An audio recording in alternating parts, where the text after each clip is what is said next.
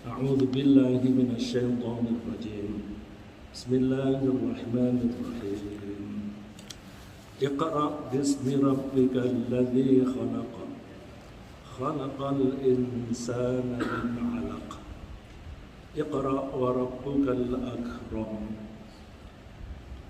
Kita dianjurkan oleh Allah untuk membaca Al-Quran, dan ketika kita membaca Al-Quran, kita harus mengatasnamakan Allah, atau hanya karena Allah saja, atau hanya dalam rangka mencari ridha Allah, bukan yang lain.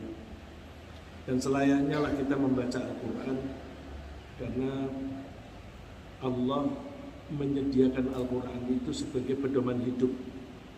Pedoman hidup itu mestinya kita gunakan sebagai manual atau pedoman bagaimana kita mengoperasikan diri kita sendiri.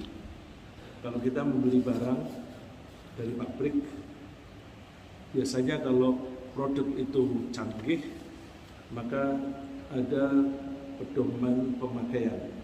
Kita sudah menyebutnya panduan manual, karena kalau kita tidak membaca itu dan tidak menerapkan yang ada di situ, ada kemungkinan kita salah langkah. Misalnya komputer atau HP salah pencet, mungkin bisa menghapus data-data yang kita sayang kalau terbuang, yang kita butuhkan. Mungkin juga kita bisa membuat kesalahan-kesalahan. Padahal diri kita ini jauh lebih canggih, jauh lebih sophisticated dibanding dengan komputer, dibanding dengan HP. Kalau dengan HP saja kita tidak mau mempelajari pedoman operasionalnya, kita hanya bisa memakai untuk telepon, untuk WA. Padahal di situ kapasitasnya bisa bermacam-macam.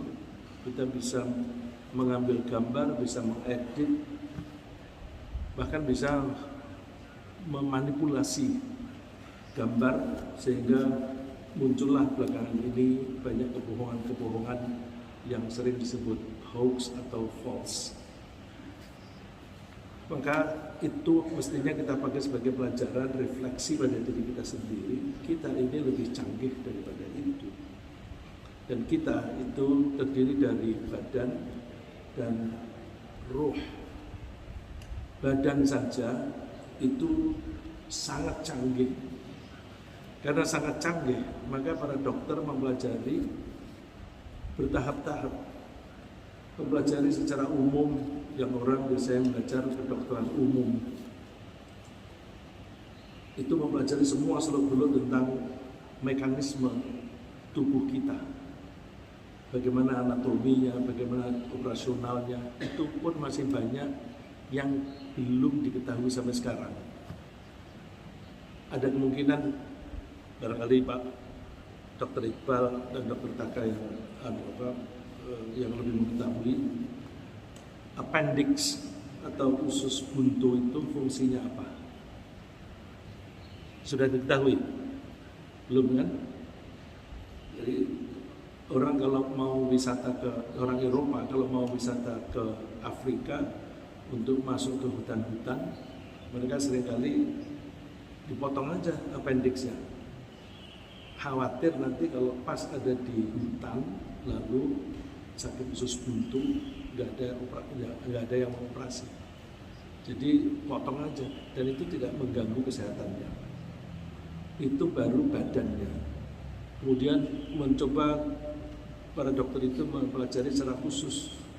Ada pelajari khusus matanya, khusus jantungnya, dan sebagainya. Itu pun mereka yang sudah sampai menjadi doktor di bidang tertentu, kalau ditanya kamu sudah mengetahui semua tentang kedokteran? Belum. Mereka mengakunya hanya sedikit. Bagaimana kalau kita ini tidak mau mempelajari buku manualnya Allah, yaitu Al-Quran? Maka kita dianjurkan iqra, bacalah.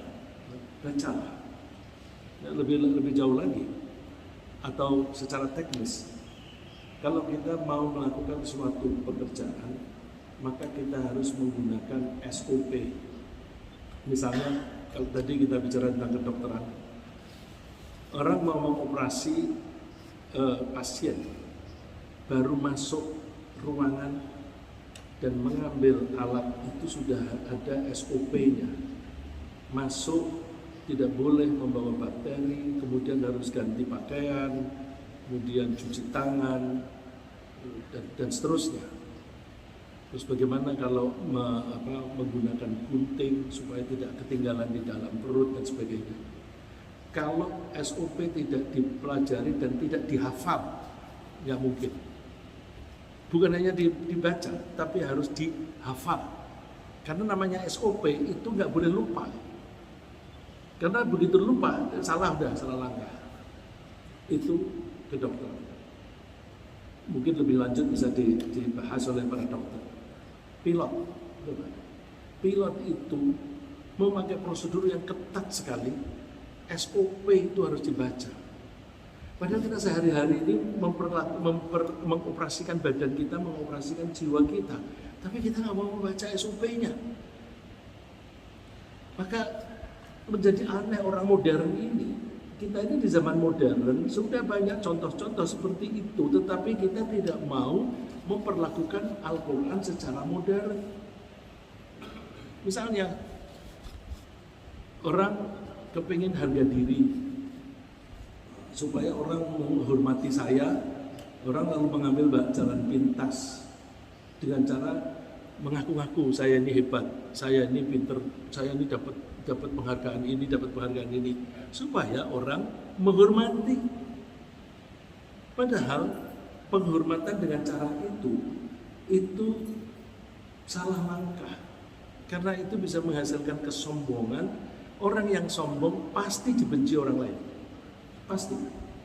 Jadi dia merasa ingin mendapatkan penghargaan supaya dia mendapatkan self esteem, ya.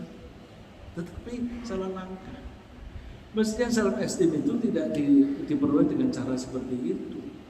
Cara yang dianjurkan oleh Al-Quran, ta'awanu, tolonglah orang lain. Kalau kita rajin menolong orang lain, maka orang lain itu akan merasa butuh pada kita. Kita tolong. Ada orang kesulitan keuangan, kita tolong. Ada orang mau jalan, mau pulang dari masjid, sepeda motornya mogok. Coba aku betulin jalan.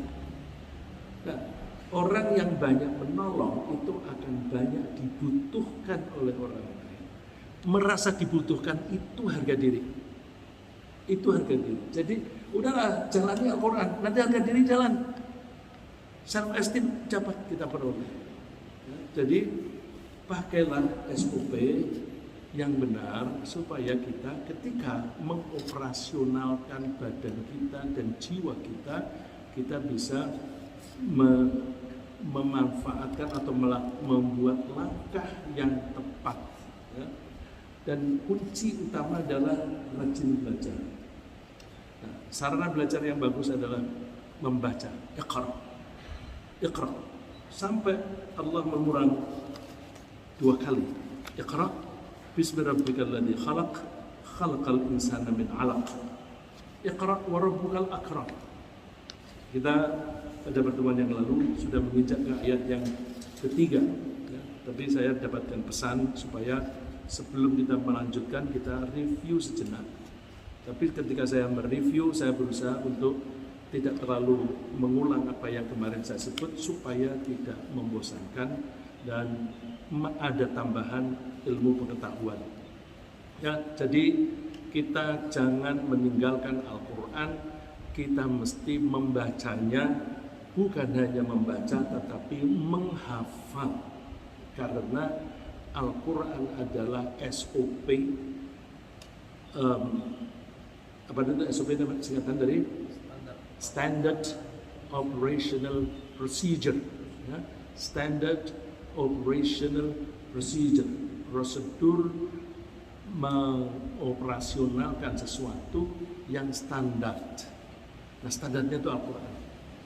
Kalau kita tidak memakai SOP, maka kemungkinan salah langkah. Misalnya kita diajari harus mandiri. Al-Quran atau Allah itu mengajarkan kita tidak hanya mandiri, tapi kita ketika mengatakan mandiri itu pun kita mengartikan secara sempit.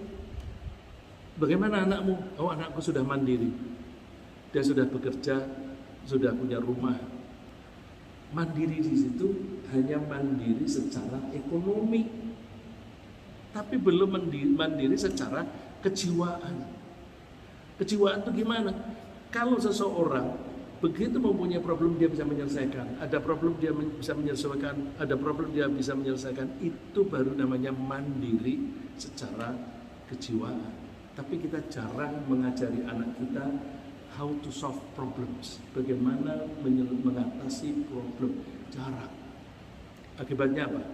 Yang kita tekankan itu prestasi. Akibatnya anak itu sombong. Karena orang kalau merasa ini prestasiku, makin banyak prestasi yang dimiliki, maka yang muncul adalah rasa bangga. Bangga kalau sampai tinggi sekali namanya sombong. Tapi yang diajarkan oleh Allah kepada kita mesti menolong. Kita bisa menolong orang lain kalau kita sendiri bisa mandiri. Ya, kalau kita dulu menolong oleh Allah supaya kita menolong orang lain, kita dulu mandiri. Nggak bisa, saya tidak bisa berdiri terus kemudian menolong orang supaya berdiri. Nggak bisa. Kita mesti bisa berdiri. Bukan hanya bisa berdiri, tapi mempunyai kelebihan. Kita bisa ngajari orang bagaimana cara naik sepeda motor kalau kita sendiri bisa mengendarai sepeda motor. Ya, tapi banyak orang tidak ngerti tentang agama, tapi berusaha menasihati orang bagaimana melaksanakan agama. Itu tidak bisa memakai sepeda motor, tapi mengajari orang bagaimana cara naik sepeda motor. Kita dianjurkan oleh Allah mandiri dulu, bisa melakukan sendiri, kemudian mempunyai kelebihan. Kelebihan itulah yang kita pakai untuk menolong orang lain. Kita tidak bisa menolong orang lain kalau tidak ada kelebihan. Kita bisa menolong orang secara ekonomi, keuangan, kalau kita sendiri keuangan kita cukup. Kita cukup berlebih, kita tolong. Kita bisa menolong tenaga kalau tenaga kita sendiri lebih dari cukup. Jadi hal-hal semacam itu mari kita tingkatkan belajar kita tentang Al-Quran. Kenapa kita itu harus membaca Al-Quran? Karena Allah lah yang menciptakan kita. Iqra bismi rabbikal ladzi khalaq. Kalau kita memakai laptop mereknya Asus, kita mesti pakai panduan dari pabrik Asus. Jangan pakai Apple. Kalau kita pakai HP Samsung, pakai panduannya Samsung. Kita ini alladzi khalaq, yang menciptakan itu Allah. Maka panduannya jangan minta orang-orang yang tidak beriman. Orang-orang yang tidak beriman nulis ilmu jiwa, terus kita baca ilmu jiwa itu, terus kita pakai sebagai pedoman, kita bangga. Yang nulis itu orang-orang yang tidak mengerti Tuhan loh. Dan kadang-kadang kita itu suka keliru. Jangan baca bukunya Imam Ghazali. Kenapa? Dia mencantumkan beberapa hadis dhaif.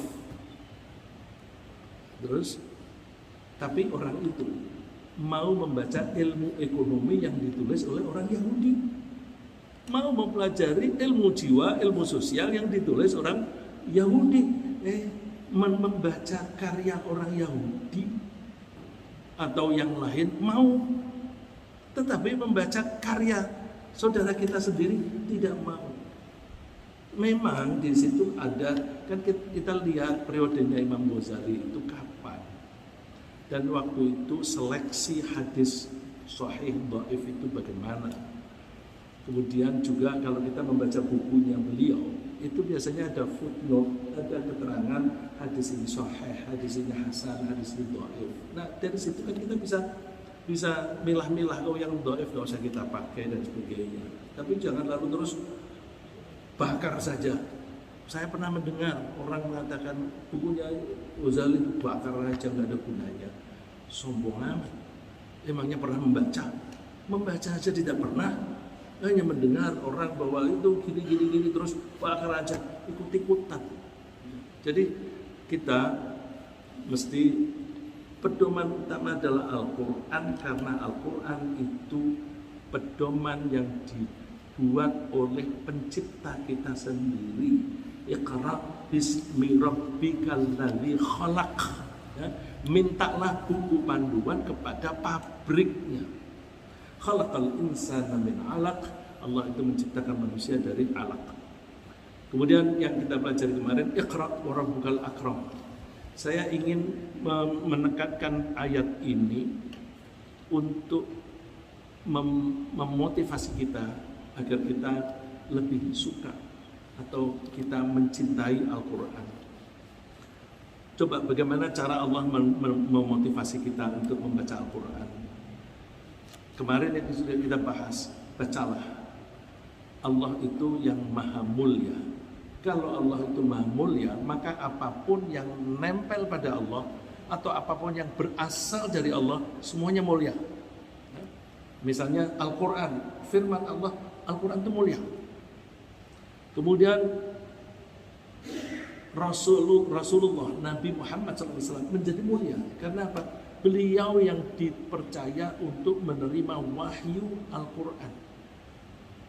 Wahyu, firman dari Allah, Allah maha mulia, wahyunya mulia, Nabi yang menerimanya juga mulia. Begitu pula malaikat yang menyampaikan, innahu laqaulu rasulin karim dzi quwwatin 'inda dzil 'arsy makin. Malaikat yang menyampaikan wahyu itu dari Allah kepada Nabi Muhammad juga ikut mulia. Nah, kalau kita ini kan orang biasa. Bagaimana kita bisa menjadi mulia dengan memanfaatkan Al-Quran?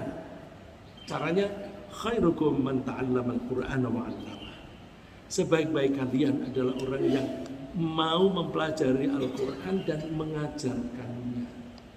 Jadi, beda orang yang pekerjaannya belajar Al-Quran dan belajar sihir, martabatnya beda. Maka mari kita tingkatkan kesungguhan hati kita untuk mempelajari Al-Quran. Kemudian cara Allah memotivasi kita, orang yang mau membaca, mempelajari kandungan Al-Quran dan menerapkan ajaran Al-Quran dianggap oleh Allah sebagai keluarga. Tentu ini figuratif ya, kias. Jadi Allah mempunyai keluarga di kalangan manusia. Siapa itu? Hum ahlul Quran. Mereka adalah ahli Al-Quran.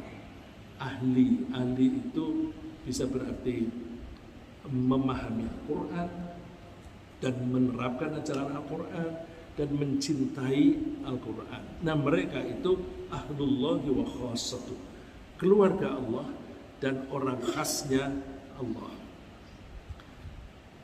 Tidak hanya berhenti di situ. Kalau ada seseorang itu mau rajin mempelajari Al-Quran, orang tuanya itu ikut terangkat kemuliaannya. Rasulullah bersabda, "Man qara'a al-Qur'ana wa 'amila bima fihi ulbisa walidahu tajan yaumil qiyamah." Siapa orang yang mau membaca Al-Quran dan mau mengamalkannya, maka kedua orang tuanya besok di akhirat akan diberi mahkota yang bersinar, sinarnya lebih indah daripada sinar matahari. Ini besok di akhirat, tentu kalau orang tuanya itu masuk surga. Kalau orang tuanya di neraka, maka mudah-mudahan orang tua itu bisa mendapatkan syafaat dari anaknya asal orang tuanya itu membaca la ilaha illallah. Kemudian kemuliaan Al-Quran dibanding dengan bacaan-bacaan lain, dia lebih tinggi. Rasulullah menyebutnya qiraatul Quran membaca Al-Quran itu lebih utama kalau dibaca di dalam sholat. Itu lebih bagus dibanding membaca Al-Quran di luar sholat.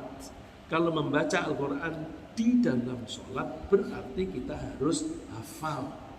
Kita tidak bisa membaca Al-Quran ketika kita sholat kalau tidak hafal. Maka kita coba tingkatkan. Caranya gimana? Tidak ada metode yang lebih bagus daripada metode takrir, pengulangan-pengulangan. Kalau ada orang menawarkan menghafal Al-Quran semudah senyum, ya cepat, memang dipraktekkan cepat hafal, tapi cepat hilang. Cepat hilang. Untuk apa cepat hafal tapi cepat hilang? Akan lebih bagus kalau kita hafal dan lengket. Caranya gimana? Diulang-ulang. Diulang-ulang itu kita seringkali mencari fadilahnya Al-Quran dengan hatam. Kalau hatam itu kita dapat fadilah bagus ya. Dan kita punya kecenderungan semacam itu. Kalau saya mencoba mendengar apa yang dibaca oleh teman-teman di sini, itu bacanya runtut mulai dari Al-Fatihah sampai An-Nas. Karena kalau sudah hatam doanya makbul. Tapi di samping bukan itu ditinggalkan, itu dijalani ditambah lagi dengan pengulangan-pengulangan. Coba satu ayat diulang lagi. Kalau bapak saya mengajari anak-anaknya itu menghafal Al-Quran minimum diulang 40 kali. Itu baru tahap awal. 40 kali insya Allah hari itu hafal. Tapi ketahui bahwa besok itu mungkin lupa. Besok diulang lagi, puluhan kali lagi. Besoknya lagi diulang lagi, puluhan kali lagi. Kalau bapak-bapak, ibu-ibu mencoba melajari teman-teman yang belajar di seberang, itu yang hari ini hafal, besok suruh ulang lagi, besok suruh ulang lagi, minimum dalam 2 minggu itu harus sering diulang. Karena kalau setelah hafal, besok ditinggalkan, lalu terus mengikuti atau maju ke ayat berikutnya atau surat berikutnya, ini yang lama menjadi ketinggalan atau hilang kalau tidak diulang lagi.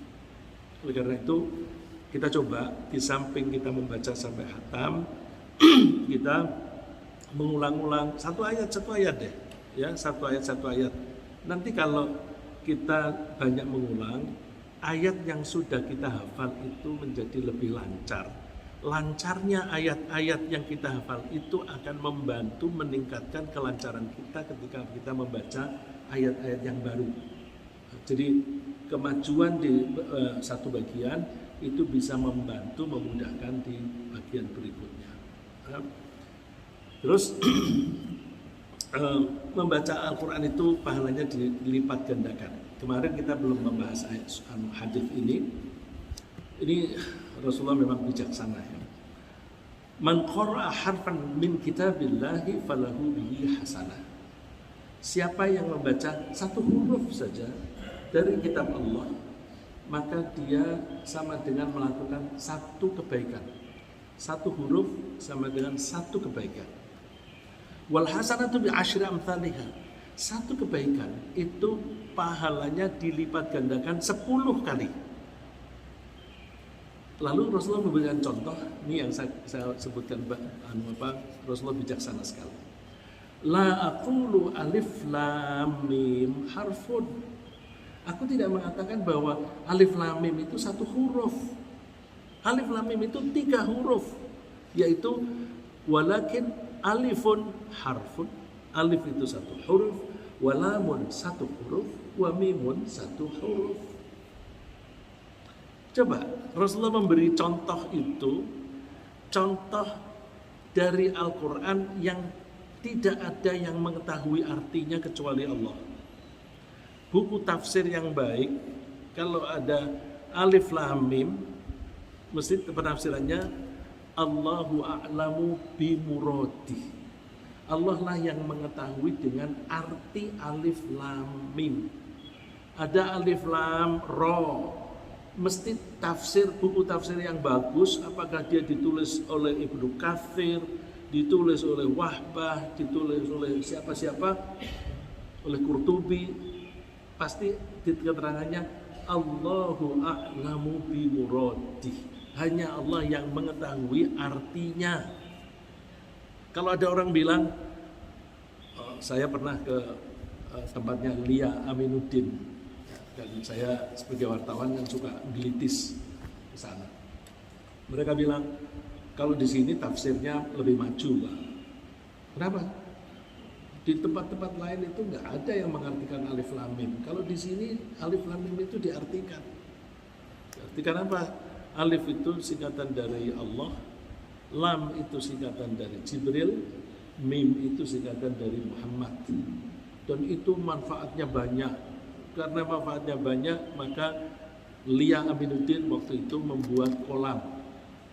Di dalam rumahnya itu ada kolam, dikasih nama kolam alif lam mim. Di halaman ada kolam dikasih nama alif lam ro. Orang kalau mau berobat di situ suruh kungkum, nanti sembuh.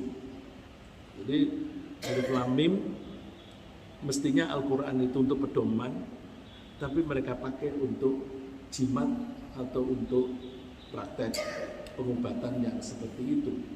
Itu menurunkan martabat. Al-Quran itu pedoman hidup, maka itu harus dihormati. Nah itu dari mana dia bisa mengartikan alif itu Allah, lam itu Jibril dan sebagainya? Katanya dari malaikat Jibril, dia kan ketemu dengan malaikat Jibril. Makanya kita tidak usah mengikuti yang semacam itu. Kita ikuti para ulama yang sopan, yang rendah hati. Alif lam mim itu tidak pernah ditafsirkan oleh Rasulullah SAW. Karena Rasulullah tidak pernah memberi penjelasan, kita nggak usah sok, kita nggak usah sok. Ya ayyuhalladzina amanu la tuqaddimu baina yadayillahi wa rasulih. Wahai orang-orang yang beriman, kamu jangan mendahului Allah dan Rasulnya. Kalau Rasul tidak kasih penjelasan, kok kamu sok begitu, kamu mendahului. Jangan. Jadi, nah dalam kaitannya dengan pahala, kita membaca Al-Quran yang kita tidak tahu artinya saja, pahalanya dilipat gandakan 10 kali per huruf. Jadi kalau kita membaca Al-Quran tanpa artinya, terus ada orang bilang, untuk apa kamu baca Quran? Kamu gak ngerti artinya. Udah, gak usah digubris, dia gak ngerti. Ya, dia gak ngerti. Hadis ini sahih. Maka benar adanya bahwa kalau kita membaca tanpa artinya sudah mendapatkan pahala dilipat gandakan kali 10 kali jumlah huruf. Tapi kita jangan puas di situ. Jangan puas di situ. Ya, merasa puas diri itu kalau bahasa Inggrisnya complacency. Complacence is number one enemy of development. Merasa puas itu musuh nomor 1 untuk kemajuan. Kalau orang sudah puas, baca saja kan sudah dapat pahala. Puasnya. Kalau sudah puas, nggak kepengen belajar lagi, nggak kepengen lebih maju. Makanya jangan pernah puas. Jadi kalau kita makin belajar, yang baik gimana? Aku belajar masih sedikit. Masih banyak, terlalu banyak yang masih belum aku pelajari. Tapi orang yang sombong, aku sudah banyak belajar Al-Quran. Nah, itu udah indikasi bukan orang baik. Orang baik itu lebih banyak mengaku kurang, bukan merasa puas kehebatannya. Dan Allah pun melarang kita merasa hebat. Fala tuzakku anfusakum huwa a'lamu bimanittaqo. Kamu jangan merasa diri suci. Jadi kalau orang yang di seberang sana, karena ada undang-undangnya bahwa mereka adalah orang mulia, maka kalau menyebut sebagai orang yang terhormat, atau orang menyebutnya kepada bapak anggota yang terhormat.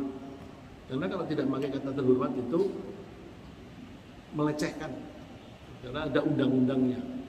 Nah, terus kalau memanggil seorang dubes itu ya, Your Excellency. Kalau nggak pakai Your Excellency itu melecehkan. Itu kita nggak usah meniru itu. Kita nggak usah mengharapkan pujian, karena pujian itu nanti bisa membuat kita puas diri. Nah, kalau orang yang merasa puas itu merasa sudah mentok di atas, tidak kepingin naik lagi. Kalau kita merasa kurang, kita masih kepingin naik lagi. Dan Islam itu menganjurkan kita untuk progres. Setiap hari harus ada kemajuan. Kalau ada orang sudah merasa puas, dia akan berhenti. Ya, ini ada orang yang nulis tentang dorongan kejiwaan. Ada orang yang kecenderungannya mendaki gunung itu dia nggak mau, tinggi, aku di sini aja. Terus di bawah mogok, mereka menyebutnya quit, berhenti. Ada yang mendaki, wah di sini pemandangannya indah, makanan buah-buahnya lengkap di sini. Kita bikin camping di sini aja deh. Terus berhenti di situ. Nah, itu mereka ngasih istilah camper, jadi camping, bercamping di situ. Yang lebih bagus adalah yang naik terus, climber. Bacanya bukan climber ya, meskipun ada B-nya tidak dibaca, climber. Nah, orang Islam itu sampai akhir hayat dia mesti dalam progres naik terus. Kalau dia naik terus, meninggal dalam keadaan naik, maka dia insya Allah matinya mati syahid. Syahid dalam arti berjuang untuk makin mendekati Allah. Ya, jadi kita usahakan naik terus. Jangan lalu aku ini sudah tua, udahlah aku sudah cukup begini. Nggak bisa. Kita mesti naik terus. Ya. Jadi kita jangan berhenti mentang-mentang membaca Al-Quran tanpa artinya sudah mengerti artinya, terus sudah tidak mau belajar lagi. Umur itu tidak lalu membatasi kecerdasan kita berkembang. Ya. Intelektual kita mempunyai kapasitas yang besar. Kalau kita pakai kapasitas akal kita secara maksimum, maka kalau itu dipakai secara maksimum terus-menerus, maka kapasitasnya akan expand, ya. Expansion of the capacity. Beda dengan pabrik, beda dengan mesin. Kalau dipakai maksimum terus, jebol itu mesin. Tapi kalau akal kita jangan berlebihan, udah pas dengan kapasitasnya. Nanti makin hari kapasitasnya akan makin naik. Maka saya mengajak pada teman-teman, mari kita tingkatkan semangat kita untuk mempelajari Al-Quran. Terus Rasulullah juga memotivasi kita. Beda loh orang yang membaca Al-Quran dan yang bukan membaca Al-Quran. Rasulullah memberikan contoh, mathalul mu'minil ladzi yaqra'ul Quran. Perumpamaan orang yang membaca Al-Quran itu seperti kembang namanya utrujah. Digambarkan oleh Rasulullah, utrujah itu rihuha thayyib wa ta'muha thayyib. Baunya harum, dimakannya enak. Nah, bau enak, rasanya enak. Bandingkan dengan orang mukmin yang tidak membaca Al-Quran. Rasulullah memberikan perumpamaan seperti kurma. Jadi kalau kita tidak mau baca Al-Quran seperti kurma. Kurma enak, manis. Iya. Kurma itu la rihalaha wa ta'lumuha hulwu. Manis tetapi nggak ada baunya. Tidak berbau, tapi ketika dirasakan, oh manis. Orang mukmin itu karena tidak baca Quran ya, biasa-biasa. Tapi ketika kita bergaul dengan orang mukmin yang tidak baca Al-Quran, oh akhlaknya bagus, oh dia jujur dan sebagainya. Nah itu dirasakan manisnya. Kalau berdagang dengan dia enak, semuanya lancar, dia nggak pernah menipu. Bandingkan dengan orang munafik. Wa mathalul munafiqil ladzi yaqra'ul Qur'an kamathalir raihanah, rihuha thayyib wa ta'muha mur. Orang munafik yang membaca Al-Quran itu seperti kembang namanya raihanah. Baunya harum. Tapi ketika dicicipi, dijilat atau dimakan, pahit. Jadi kelihatannya, wah orang itu solih. Terus ketika berbisnis dengan dia, ngemplang. Dan saya pernah mendengar dari orang non-muslim, sampai dia mengatakan, aku paling kapok itu berbisnis dengan orang yang sok religius. Dia bilang sok religius. Kenapa? Ya aku berapa kali ketipu. Jadi religiosity-nya, penampilannya yang sok religi itu hanya untuk apa namanya, ya, kamuflase, topeng. Terus ketika berbisnis nipu. Itu seringkali kita temui di antara teman-teman kita sendiri. Saya sudah pernah membuktikan bekerja sama dengan teman yang saudara saya sendiri. Ketika saya menyerahkan uangnya, dia mengatakan, Rizza, antara aku dan kamu ada Allah. Wah, hebat ini. Antara kamu dan aku ada Allah. Terus karena saya sudah invest, dia pegang modal dari saya, dimainin. Bukan saya dapat untung, tapi saya malah diperas. Wah, ini ada kerusakan ini, sehingga biaya perbaikannya jauh lebih tinggi dibanding dengan penghasilannya. Wah, ini nggak benar. Terus saya coba dengan tetangga, begitu juga. Kelihatannya omongannya halus, tapi waduh, ternyata jahat. Ada tetangga yang katanya ketipu 900 juta. Jadi ya tempatnya, ya modalnya itu sampai 900 juta. Dengan orang masjid,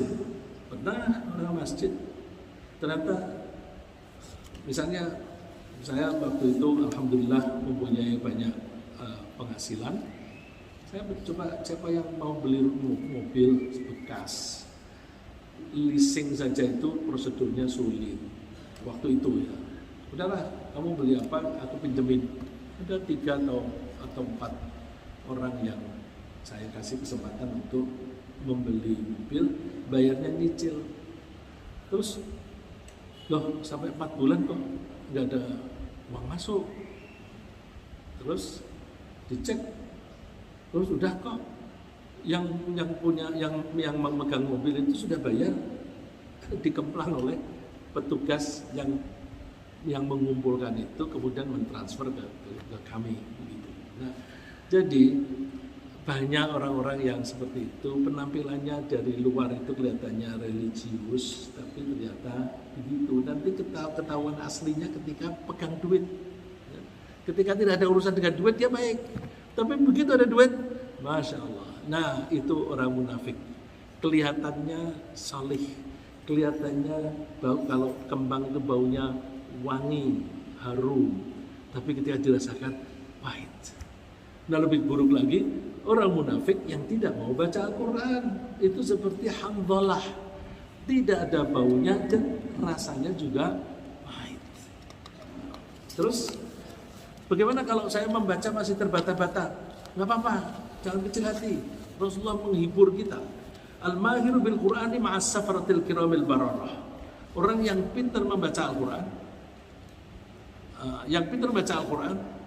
maka dia mendapatkan kemuliaan seperti levelnya malaikat yang tugasnya keliling dan mulia. Dan orangnya yang malaikat itu baik-baik. Saya kasih contoh. Ada satu hadis yang Rasulullah menyebutkan bahwa ada para malaikat yang tugasnya itu safaroh. Safaroh itu jamak dari safir, orang yang bepergian. Jadi malaikat itu bepergian terus meluyur, kalau bahasa dalam tanda kutip ya, dia meluyur. Tapi itu meluyurnya tugas. Dilihat kalau ada sekelompok orang sedang berzikir, maka para malaikat itu turun mengerumuni orang-orang yang sedang berkumpul berzikir, panggil teman-temannya, sini. Digambarkan oleh Rasulullah itu sampai mereka itu banyaknya itu mulai dari bumi ini sampai ke langit. Mereka mendoakan orang-orang yang sedang berkumpul dan berzikir di situ. Walladzi yaqra'ul Qur'an wa yatata'ta. Ta'ta itu gagap. Orang membaca Al-Qur'an tapi gagap, terbata-bata. Ya, ta'ta terbata-bata. Wa huwa alaihi syaqqun. Dia membacanya sulit. Lahu ajron, dia mendapatkan 2 pahala. 1 pahala untuk membaca, 1 pahala untuk effortnya, usaha untuk bisa membaca. Jadi bagi teman-teman yang membacanya masih sulit, jangan kecil hati. Dapat pahala 2, ya. Tapi jangan puas di situ. Jangan puas di situ. Yang dinilai oleh Allah itu progres. Kalau dari 5 tahun yang lalu ya terbata-bata, sampai sekarang masih terbata-bata, itu namanya tidak ada progres. Ini kan untuk orang yang masih tahap awal, ditingkatkan sampai menjadi al-mahir. Al-mahir itu levelnya tinggi, gitu. Terus ini malaikat safarah itu ya. Majtama qaumun fi baitin min buyutillahi yatluna kitaballahi wa yatadarasunahu fima bainahum illa nazalat alaihimus sakinah wa ghasyiyatuhumul rahmah wa hafathumul malaikah wa dzakarahumullahu fi man indah. Tidaklah suatu kaum, suatu masyarakat berkumpul di satu masjidnya Allah, bait rumah di antara rumah-rumahnya Allah, berarti di masjid. Mereka membaca kitabnya Allah, mereka mencoba mempelajari kitabnya Allah. Kemudian tidak ada yang kejadian seperti itu kecuali Allah menurunkan rasa sakinah. Allah memberikan rasa tenang, rasa sejuk di hati mereka. Dan mereka akan mendapatkan rahmah dari Allah. Para malaikat mengerumuni mereka. Lalu Allah menyebut orang-orang itu fiman indahu, di hadapan makhluk-makhluk di sisi Allah. Artinya para malaikat yang ditugasi oleh Allah, yang selalu mengabdi kepada Allah, siap diperintah. Berarti Allah akan mengatakan kepada para malaikat di Masjid Syuhada itu ada orang yang berkumpul setiap habis sholat subuh, mereka membaca Al-Quran. Lalu para malaikat pada berkerumun di situ dan hati tenang. Dan insya Allah kalau kita mengamati secara lahiriah, teman-teman yang membaca Al-Quran di sini setelah habis sholat subuh itu rasanya tenang. Sampai ada orang-orang bukan dari Yodan datang ke sini senang dengan suasana itu. Senang dengan suasana itu. Ya iyalah, karena saat itu dikerumuni oleh malaikat dan Allah memberikan rasa tenang. Nah, kita lanjutkan. Tapi di situ juga disebutkan yatluna kitab Allah, membaca kitab Allah, wa yatadarusuna, dan mereka mempelajarinya. Mudah-mudahan apa yang sedang kita lakukan ini termasuk yang yatadarusun. Dan mudah-mudahan apa yang kita bahas pagi ini membuat kita berhati sejuk, kita makin mencintai Al-Quran.